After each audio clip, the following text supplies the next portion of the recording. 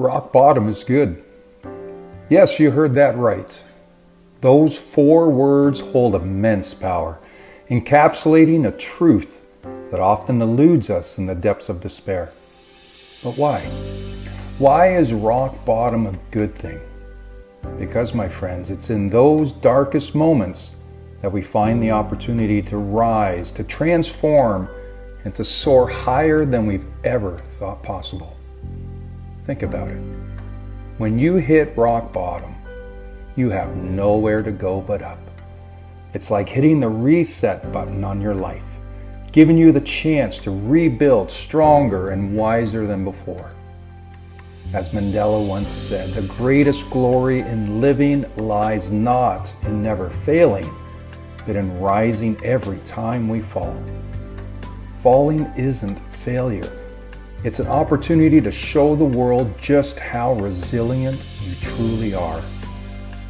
Imagine a player missing the game-winning shot, or the marathon runner hitting the dreaded wall halfway through the race. In those moments of defeat, it's easy to feel defeated.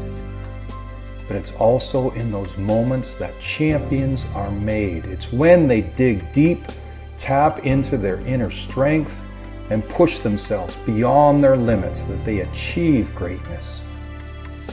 Rock bottom is not the end of your story.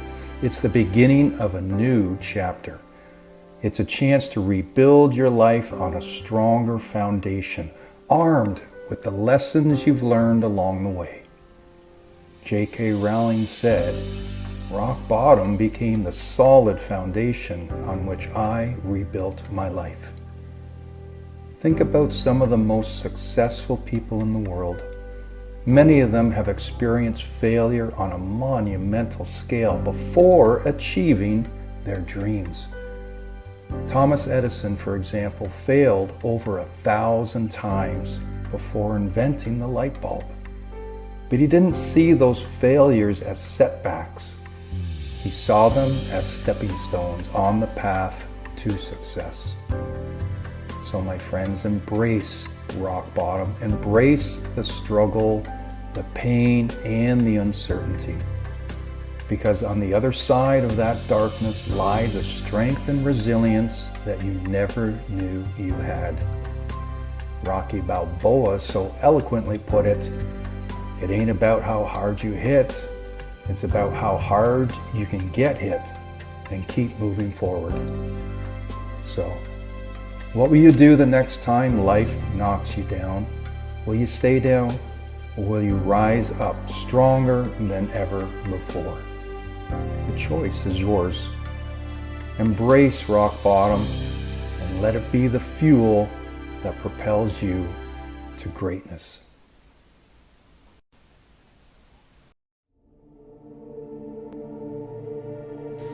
Taking risks is the heartbeat of progress.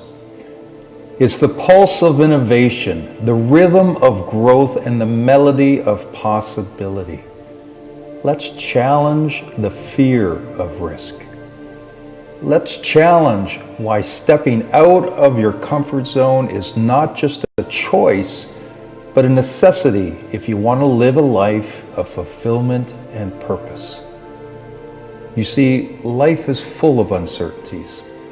It's like standing at the edge of a cliff, not knowing what lies beyond the horizon. And yet, it's in those moments of uncertainty that we discover our true potential. Helen Keller said, and I quote, "Life is either a daring adventure or nothing at all." Every great achievement in human history was the result of someone taking a risk. From the Wright brothers' first flight to the moon landing, from the invention of the light bulb to the creation of the internet, each of these milestones was made possible by individuals who dared to dream, who dared to defy the odds, and who dared to take that leap of faith into the unknown. But taking risks isn't just about achieving external success. It's also about personal growth. It's about pushing yourself beyond your limits, challenging yourself to become the best version of yourself. As Mark Zuckerberg once said, the biggest risk is not taking any risk. In a world that's changing really quickly, the only strategy that is guaranteed to fail is not taking risks. I'll admit, taking risks can be scary.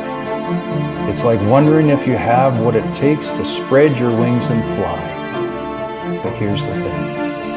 The view from the edge is always worth it. It's in those moments of fear and uncertainty that we discover our true self, our true courage, our true potential. Many of the most successful people didn't achieve the dreams by playing it safe. They achieve them by taking calculated risks, by embracing failure as a necessity, as part of the journey, and by never letting fear hold them back. I urge you to embrace risk. Embrace the uncertainty, the discomfort, and the fear, because on the other side of that fear lies a world of infinite possibilities. Do one thing every day that scares you. Don't be still. What risks will you take today to create the life of your dreams? Will you let fear hold you back, or will you summon the courage to step into the unknown? Embrace risk, and let it be the catalyst for your greatest adventures yet.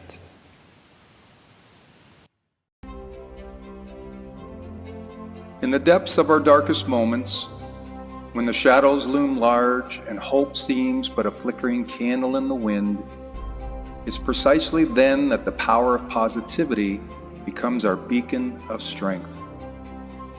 It's easy to be positive when the sun shines bright, when success kisses our foreheads, and when life unfolds as we envisioned. Yet it's in the crucible of adversity that our true character is forged. Let me tell you a story of triumph amidst turmoil, of resilience in the face of despair. It's the story of Helen Keller, who, despite being deaf and blind, once said, "Keep your face to the sunshine and you cannot see a shadow." What profound wisdom lies in those words. In the darkest of nights when all seems lost, it's our ability to turn towards the light, to seek out the glimmer of hope amidst the darkness that defines our journey. Positivity isn't just a fleeting emotion. It's a mindset, a way of life. It's about choosing to see the silver lining even when the clouds gather overhead. As the great Maya Angelou once said, "You may encounter many defeats, but you must not be defeated." Each setback, each stumble is but a stepping stone on the path to greatness. It is through adversity that we grow, that we evolve into the best versions of ourselves. How do we cultivate this unwavering possibility, especially when the storms rage around us? It begins with the power of perspective. Instead of focusing on what we lack, let us shift our gaze to all that we have. Gratitude is the key that unlocks the door to happiness. As Melody Beattie so beautifully put it, gratitude makes sense of our past, brings peace for today, and creates a vision for tomorrow. Moreover, positivity is contagious. Surround yourself with those who lift you higher, who believe in your dreams as fiercely as you do. As Jim Rohn said, you are the average of the 5 people you spend the most time with. Choose wisely, for their energy will either fuel your journey or dampen your spirit. And yet there will be moments when even the brightest flame wavers in the wind.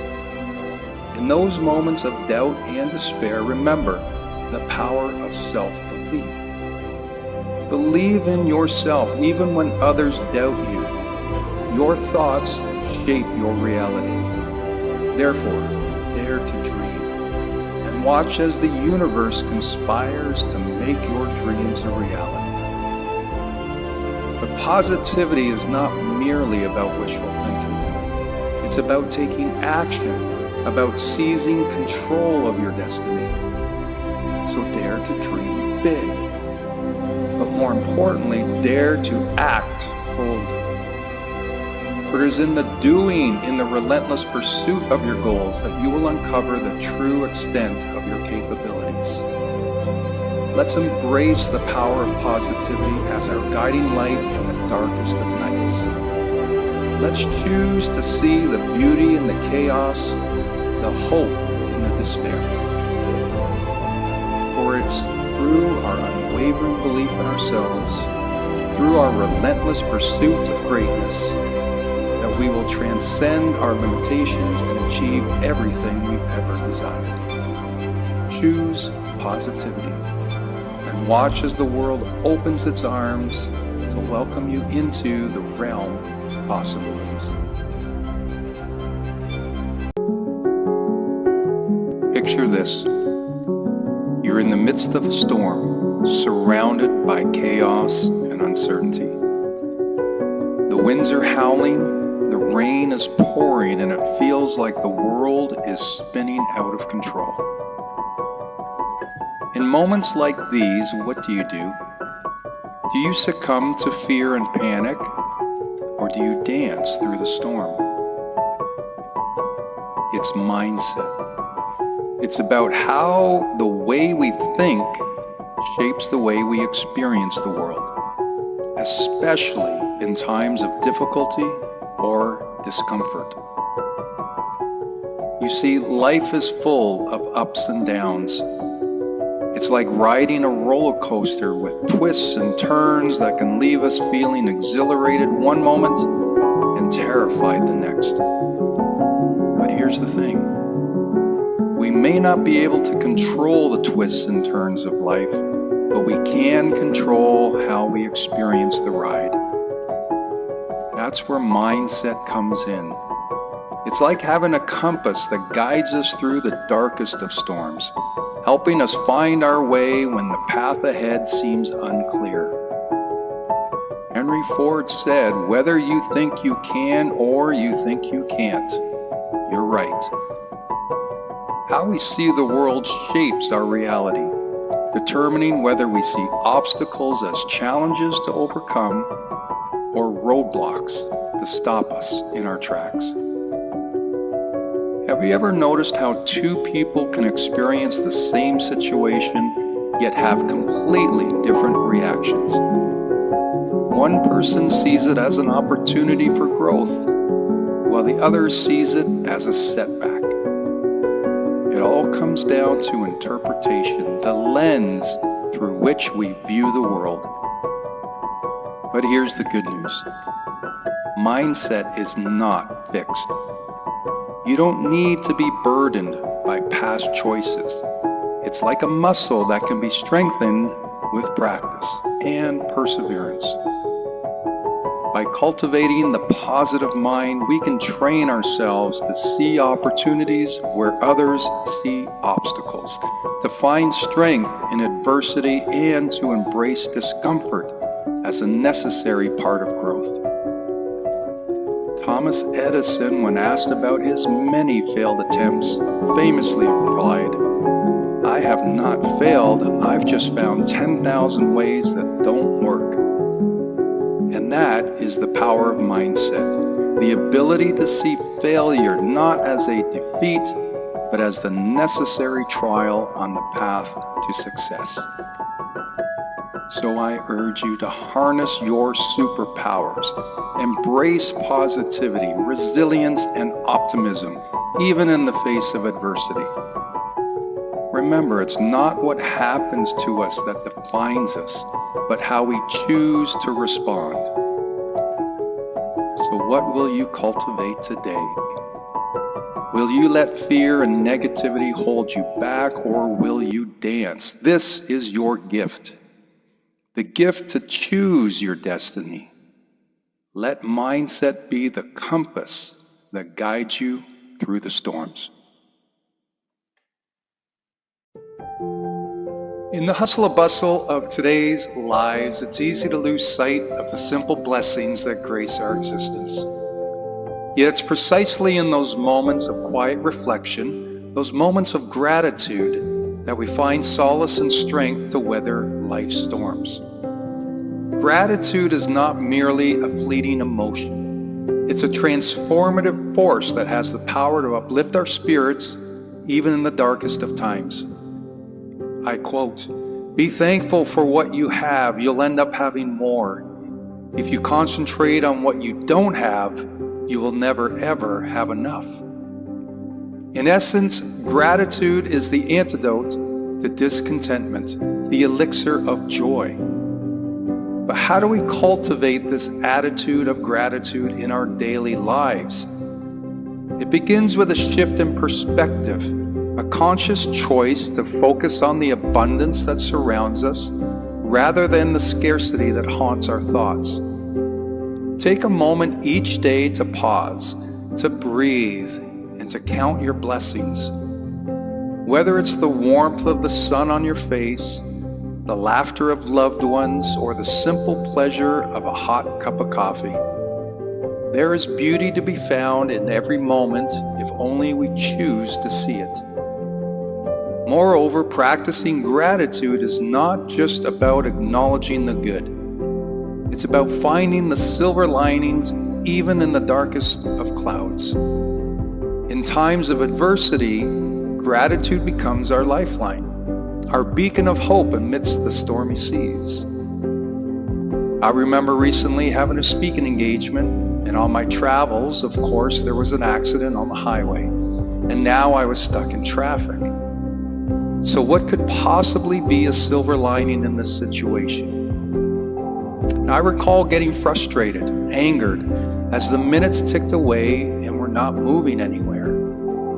I reflected and used gratitude to calm me. After all, I couldn't do anything about my situation, and getting upset wasn't helping. I was grateful that there was an audience waiting to hear what I had to say. I was grateful that I could give value to people, to help them overcome challenges. And this simple act of gratitude changed my outlook. No longer was I thinking negative, but rather, I was lucky to be doing what I'm doing. Embracing daily gratitude not only uplifts our own spirits, but it also has a ripple effect that touches the lives of those around us.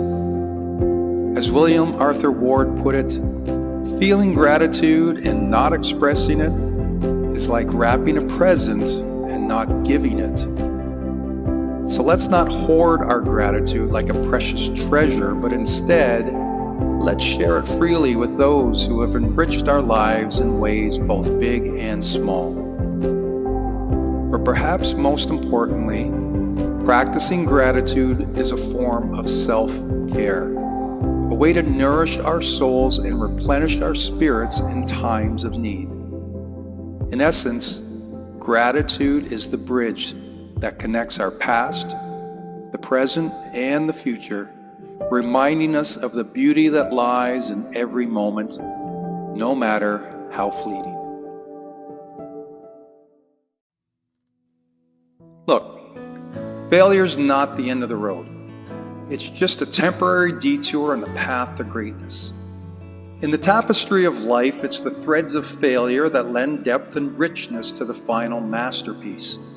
It's through our struggles, through our setbacks, that we discover the true extent of our resilience and strength. We've all experienced setbacks to a certain degree, and I'm no different. Many of my setbacks were displayed on national television from my time in the NHL. But I'd say my biggest setbacks occurred in my private life and in business. Things I wish hadn't happened, but looking back now, I see them as the pieces that make up who I am today. The experience I gained and the lessons I learned They've confirmed the realization that life is a journey of highs and lows. It's all good. Indeed, failure is not a sign of weakness. It's a testament to our courage to try. As Winston Churchill once said, success is not final. Failure is not fatal.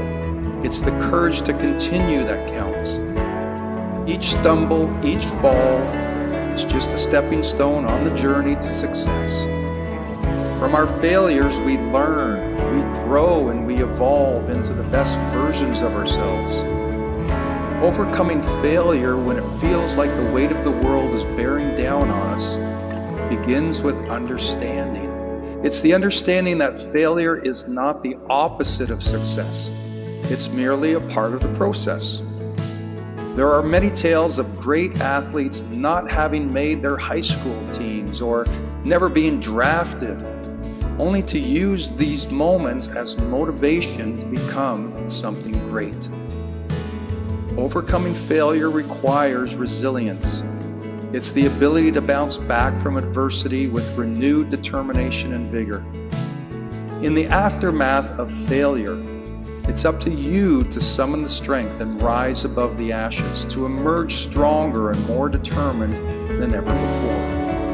Now, don't forget about the power of self-belief. You've got to believe in yourself, even when the circumstances look grim.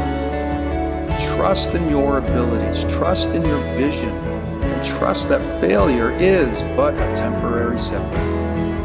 People will only believe in you when they see you succeed.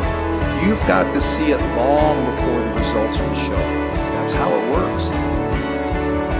But perhaps, and most importantly, we shouldn't be afraid to ask for help when we stumble. Surround yourself with mentors, with friends and family who believe in your dreams. They believe in you. Lean on the support of others. Draw strength from their encouragement, and together you will overcome even the greatest of obstacles. As much as your self-belief will and can carry you through some dark times, we can all use this system of support and love. Remember, failure is learning. Believe in yourself, surround yourself with positivity, and you can make it happen. Habits are the silent architects of our lives, quietly molding our thoughts, actions, and ultimately our destinies. Embedded in the fabric of our daily routines, they hold the power to propel us towards success or keep us mired in mediocrity. You become what you repeatedly do is a quote that underscores the profound influence habits wield over our lives. Consider the lives of history's luminaries, from the creative genius of Leonardo da Vinci to the entrepreneurial prowess of Elon Musk. Behind their extraordinary achievements lay a foundation of disciplined habits and relentless dedication. It's not mere talent or luck that distinguishes them, but rather the consistent practice of unwavering commitment to their craft. As Aristotle aptly put it, we are what we repeatedly do. Excellence, then, is not an act, but a habit. But what exactly is a habit? At its essence, a habit is a behavior that has been repeated so often that it becomes automatic, a pattern ingrained in our subconscious. Whether it's the daily ritual of exercise or reading, or the mindset of resilience in the face of adversity, our habits shape the contours of our being. The power of habits lies in their ability to create change. By consciously adopting positive habits, we can transform into our aspirations of tomorrow. However, crafting new habits requires more than mere intention. It demands discipline, consistency, and a willingness to embrace discomfort. Change is uncomfortable, but complacency is crippling. To break free from the inertia of the familiar, we must be willing to venture into the unknown and cultivate the habits that align with our goals. So how do we go about cultivating powerful habits that lead to success? The key lies in understanding the psychology of habit formation. According to Charles Duhigg, author of The Power of Habit, every habit consists of a cue, a routine, and a reward. By identifying the cues that trigger our habitual responses, we can replace destructive routines with positive alternatives and reap the rewards of our efforts. Take, for example, the habit of procrastination. Many of us fall prey to the allure of procrastination, putting off important tasks until the last minute or succumbing to stress and anxiety as the result. By recognizing the cues that trigger our procrastination, whether it's boredom, fear, or just feeling overwhelmed, we can interrupt the routine of avoidance and replace it with the habit of taking immediate action, even if it's just one small step that creates a little momentum. Over time, this new habit can lead to increased productivity, reduced stress, and a greater sense of fulfillment. The power of habits cannot be overstated. They are the invisible forces that shape who we are and who we can become. By consciously choosing to cultivate empowering habits, we can unlock our full potential and create the life of our dreams. As architects of our own destiny, it's up to us to build wisely, one habit at a time. In the journey of our lives, there are threads we weave and others we merely observe. Each day presents us with numerous choices, challenges, and circumstances, each demanding a response. Yet amidst this chaotic symphony lies a nuance of wisdom, the power to discern what lies within our control and what does not.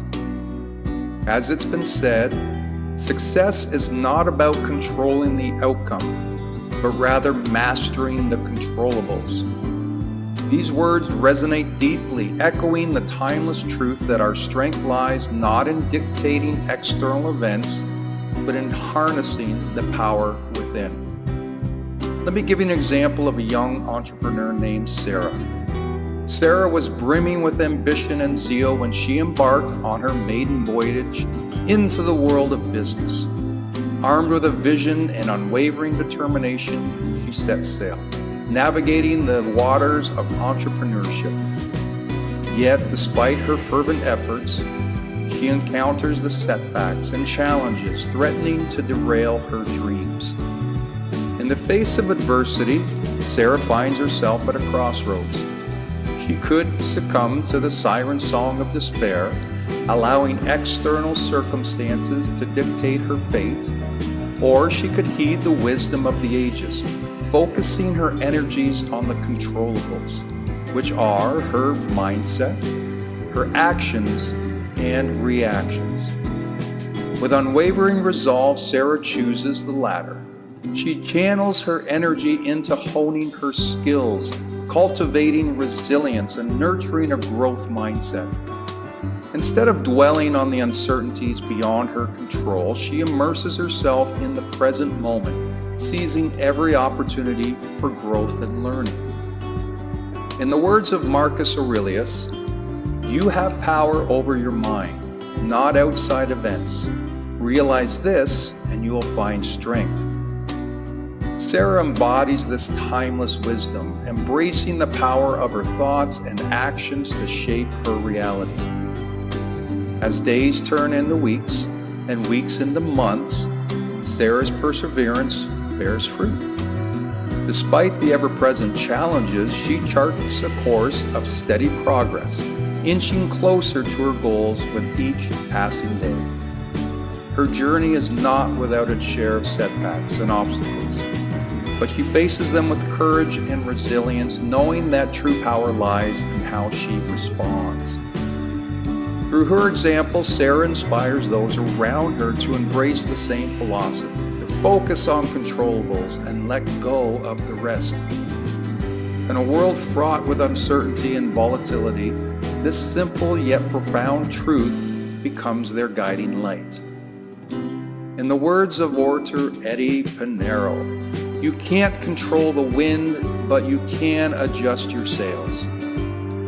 Sarah exemplifies this principle, harnessing the power within to navigate life's turbulent seas with grace and resilience.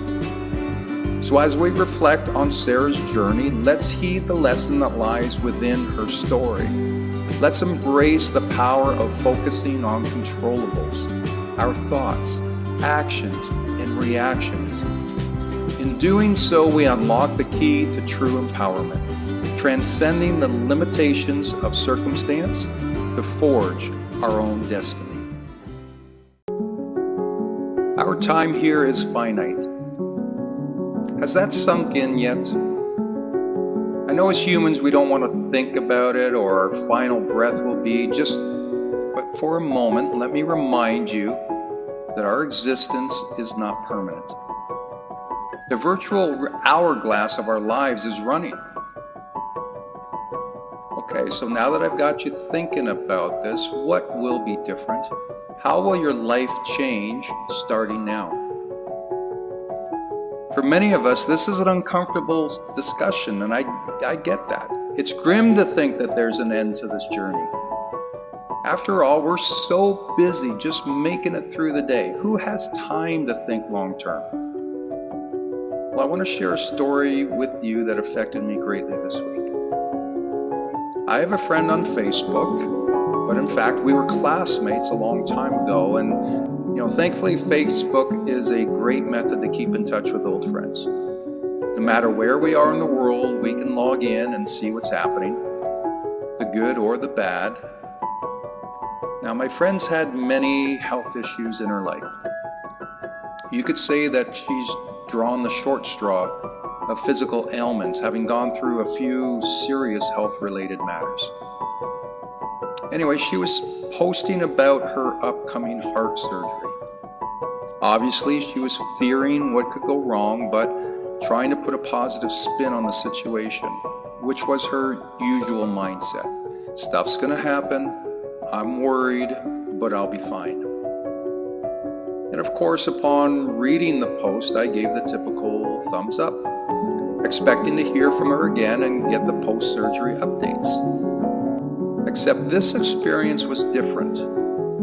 Instead of hearing from her, it was her daughter posting on her page to say that there were complications in the surgery and her mom didn't make it. And there it was. The not so gentle reminder that life is precious. And so I reflected. If this could happen to her, why am I any different? It made me think, is what I'm doing really what I want to do? What changes would I want to make? What people do I most want to connect with or let go?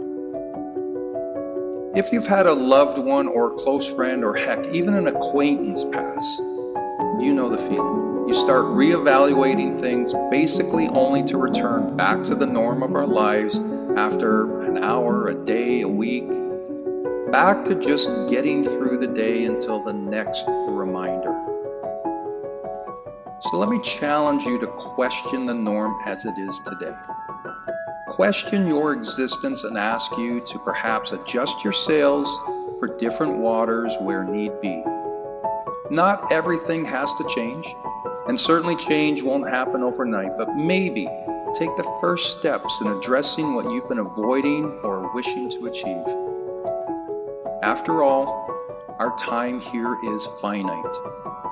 And if you knew when your time will run out, what would you do differently? Start there. Start with the glaring understanding that we best make the most of our time before our sons and daughters are posting on our behalf on Facebook that, due to complications, our friends won't be hearing from us directly anymore.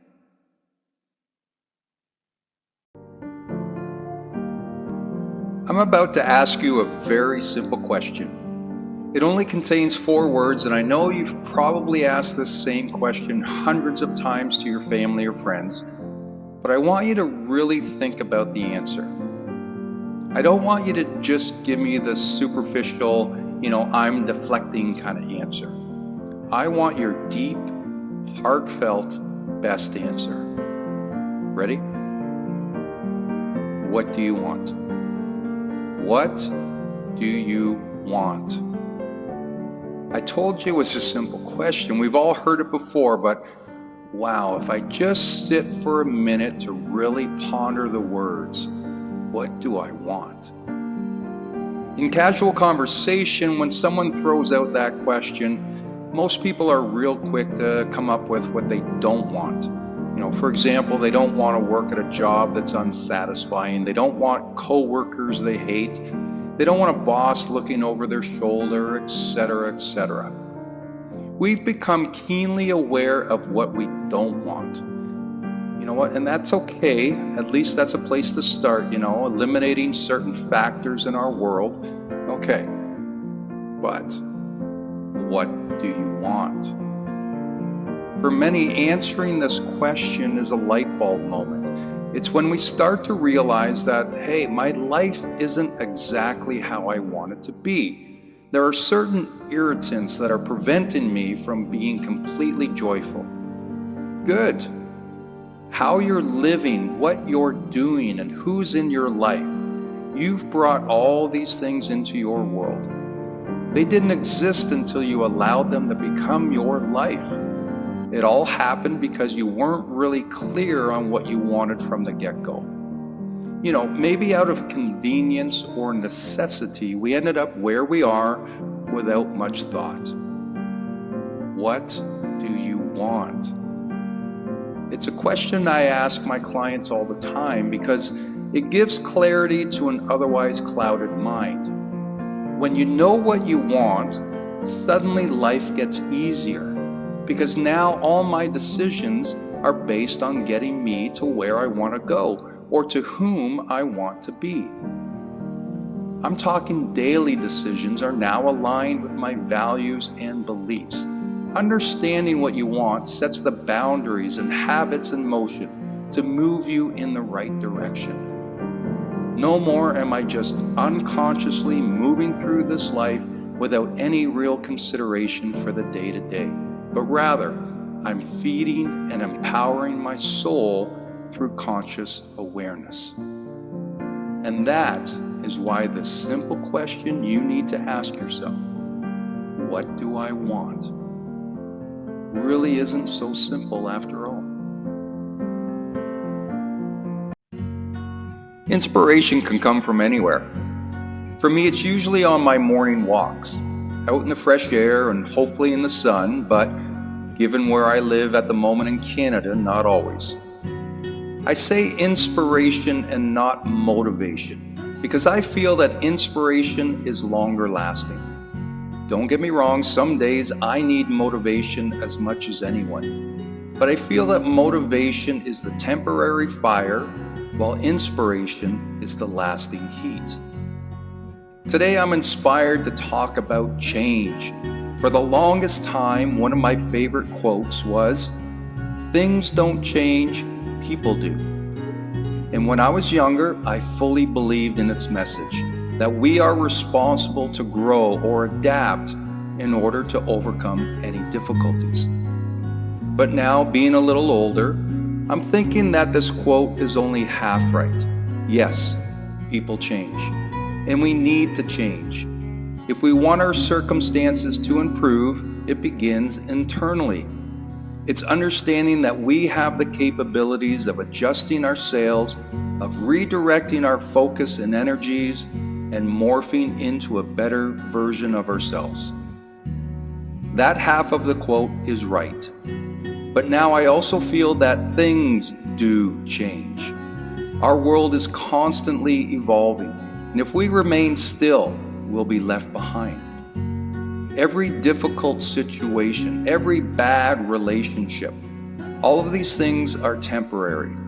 Such is the famous line, this too shall pass. So I'm going to change that quote, and here it is. Things do change. People must change. But hey, change is hard. It's uncomfortable.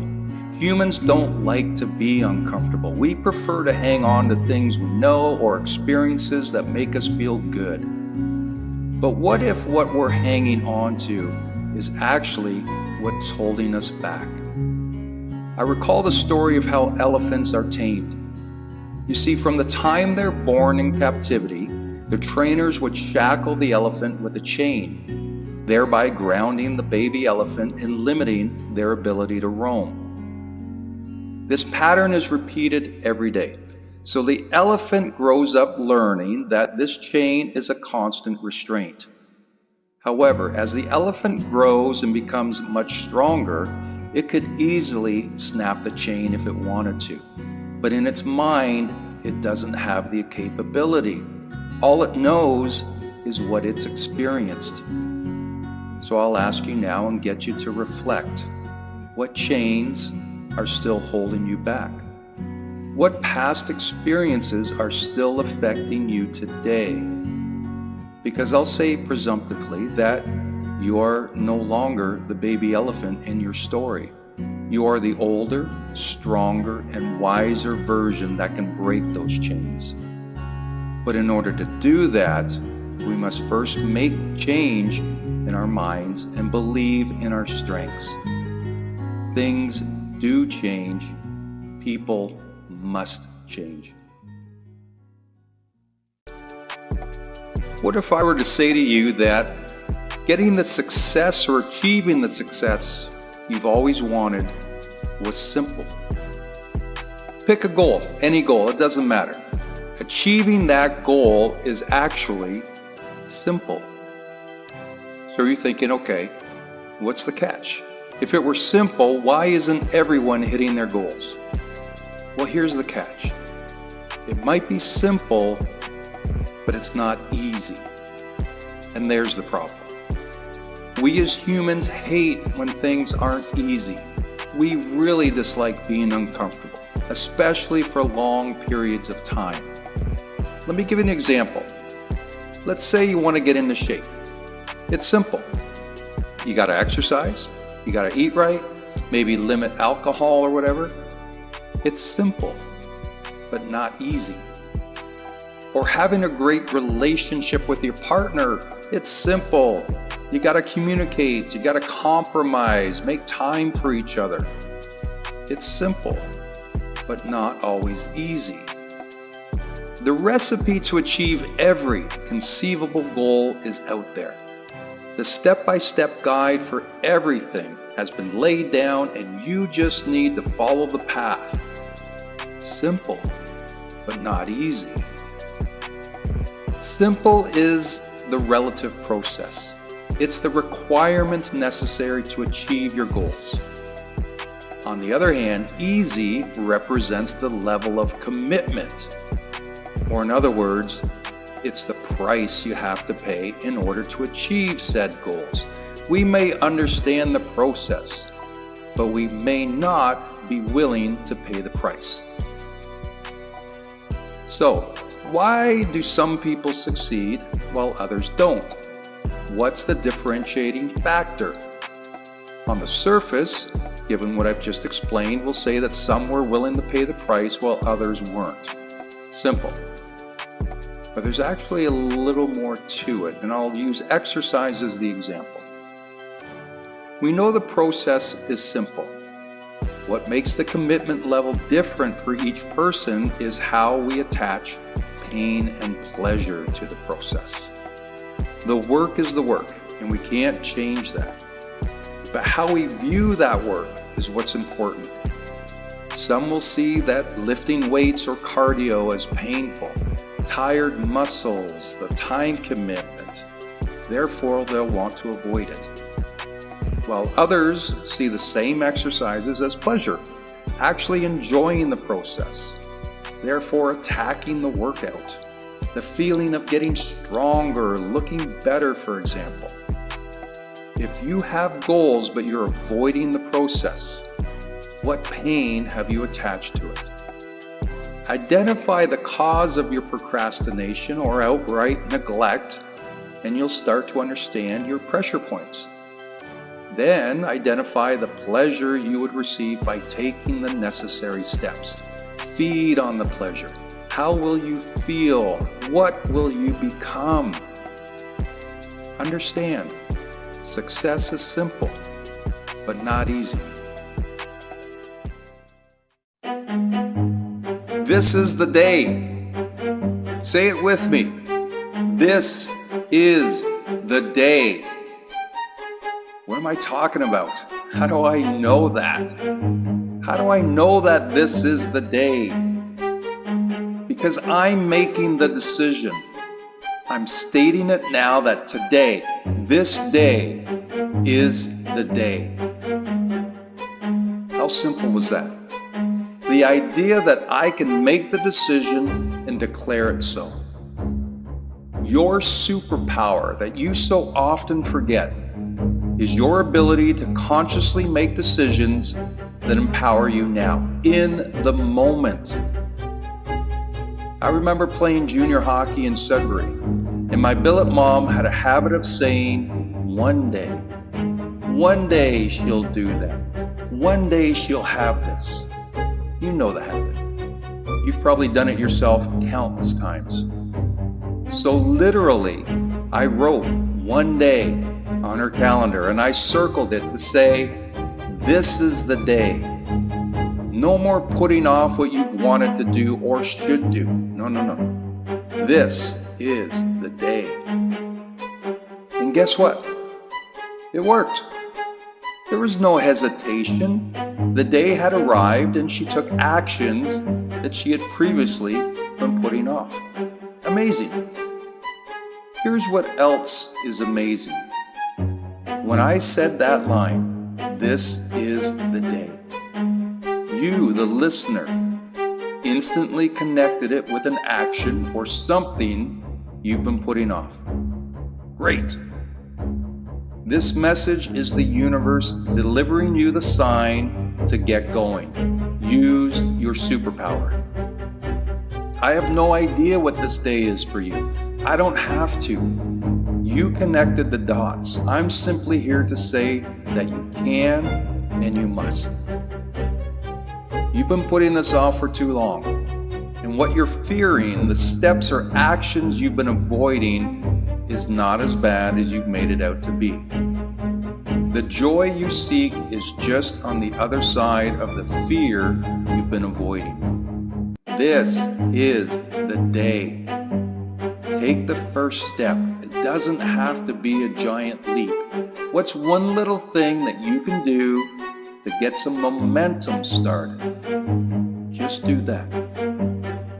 You want a new career? Start looking online. You want to start a new business? Buy the domain. You want a new relationship?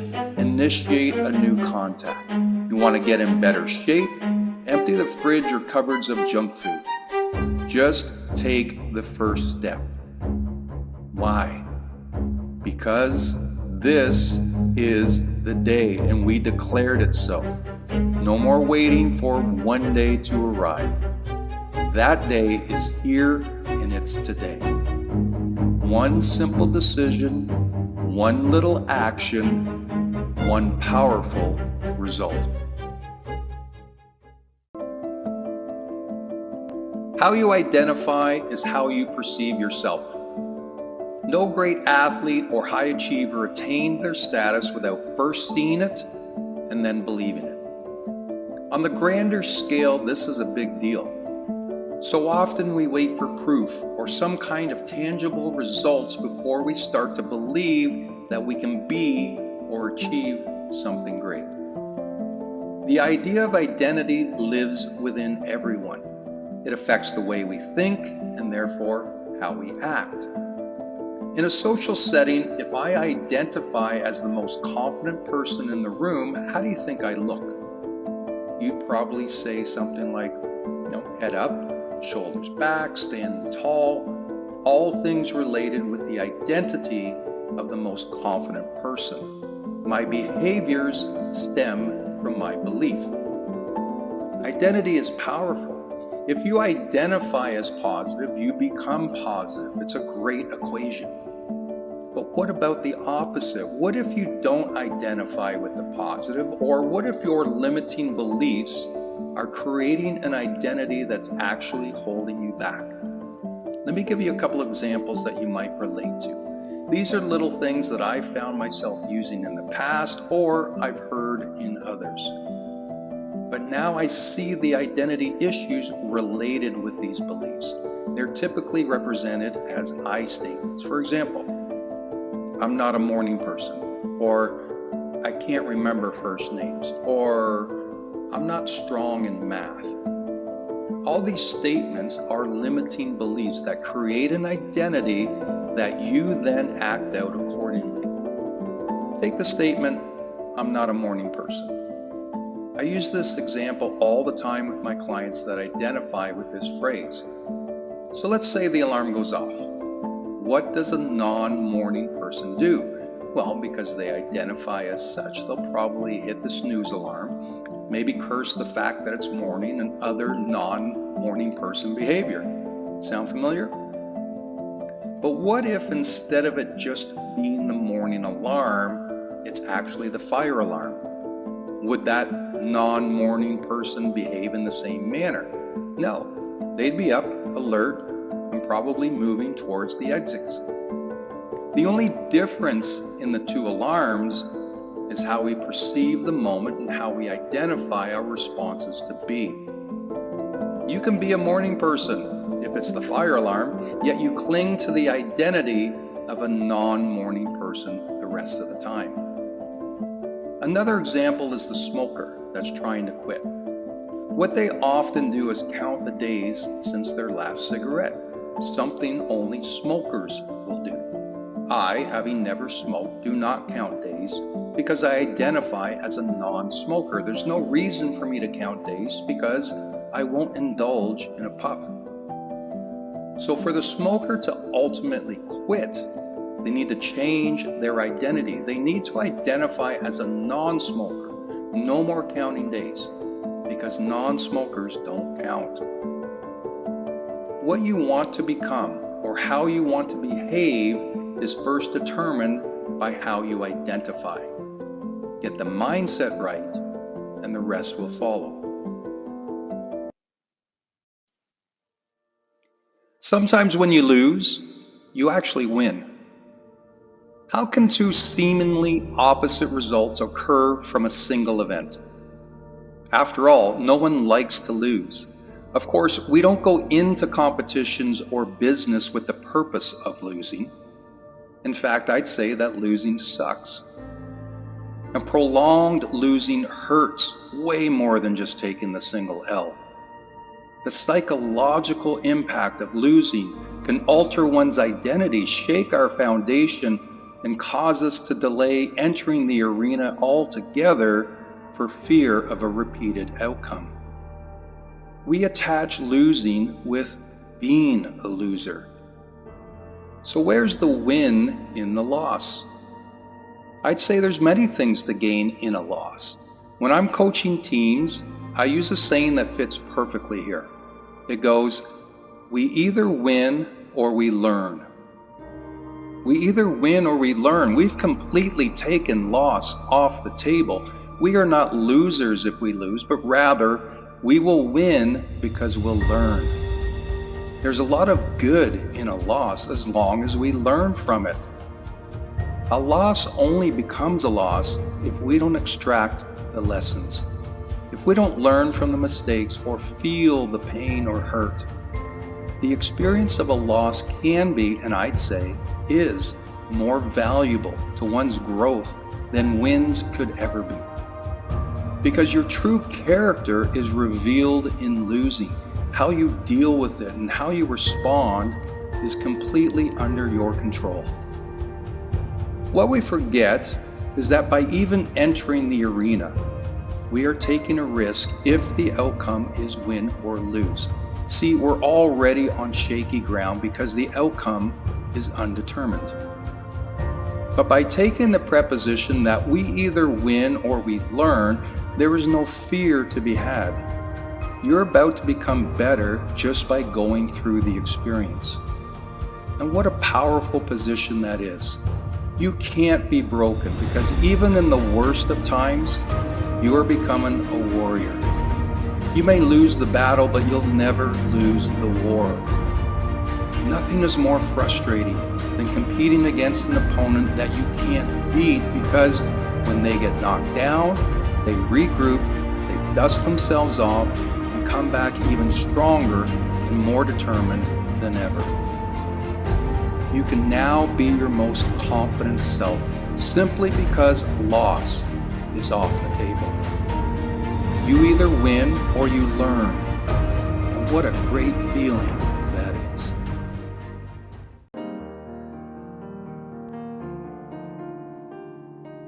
When you were a child and acting up, maybe upset with something and generally being a nuisance, were you ever given a timeout by your parents? I think we've all been put on timeouts at some point. It was the go-to parenting hack, sent to your room or go sit in a corner, think about what you've done and basically calm down. Then after a period of time, you would rejoin the world, but in a much better state. The timeout would always work. It was exactly what was needed in the moment. That brief reprieve from your troubles so that you could collect your thoughts, slow the world down, and generally just chill out. When was the last time you did that for yourself? When was the last time you gave yourself a timeout just so you could reflect? Take a break from society, organize your thoughts, and regroup. There's a line I like to use. I'm not sure where it came from, but it goes like this. I highly recommend you get lost so you can find yourself again. I find that line to be so powerful. It's like the adult version of the timeout. Getting lost to find yourself again. It worked when you were a child, and now you need it more than ever as an adult. The ability to briefly stop the world so you can come back stronger. So often we wait for the moment, like a vacation or a long weekend, thinking that we need extended time to work through things, but that's simply not the case. It could be just going for a walk, or sitting on the back deck, or taking a scenic drive. You can do that anywhere, anytime. It's basically taking time for yourself, shutting out the noise and finding your peace. And don't you deserve that? You deserve the peace of mind. You deserve time to yourself. We as adults tend to focus so much on the needs of our kids, our partners, our work, that we forget to take care of the most important person, and that's you. Make yourself a priority and use a timeout. I'd suggest making time for yourself each day. After all, you are worth it.